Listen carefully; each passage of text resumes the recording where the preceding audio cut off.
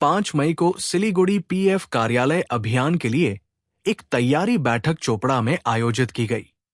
ये तैयारी बैठक तृणमूल चाय बागान श्रमिक यूनियन द्वारा रविवार दोपहर चोपड़ा ब्लॉक पंचायत समिति हॉल में आयोजित की गई। कई नेताओं ने केंद्र सरकार पर चाय श्रमिकों का पीएफ रोकने का आरोप लगाया है। बैठक में चोपड़ा विधायक हमीदुल रहमान, जिला तृणमूल श्रमिक संगठन के अध्यक्ष शेखर दास, चोपड़ा तृणमूल नेता गोपाल भौमिक, चोपड़ा तृणमूल श्रमिक संगठन के ब्लॉक अध्यक्ष सिराजुल इस्लाम, जिला श्रमिक संगठन के नेता मोहम्मद नूरुद्दीन और कई अन्य नेता उपस्थित थे।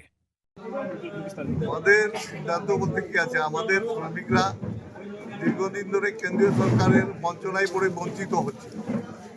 তার জন্য আমাদের দলের নির্দেশ রয়েছে 5 তারিখে আমরা পিএফ অফিস বহুত নেগলিজেন্সি করছে, বহুত সাধারণ শ্রমিকদেরকে হেকেল করছে সামান্য নাম টাম ভুলের দরুন, এবং পিএফ অফিসটাই মালিকদেরকে শেল্টার দিয়ে রেখেছে। বহু গার্ডেন রয়েছে, এখনও 30 বছর 25 বছর হয়ে গেছে। 2-4টা গার্ডেনে 100% পিএফ চালু হয়েছে, বাকি গার্ডেনগুলো কোথাও 25%, কোথাও 30%, কোথাও 50%। যা থেকে ফুলফিল এদের পিএফ চালু করতে হবে।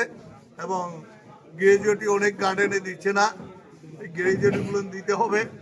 এই নিয়ে বটলি ফ্যাক্টরিদেরও তাই করে রেখেছে।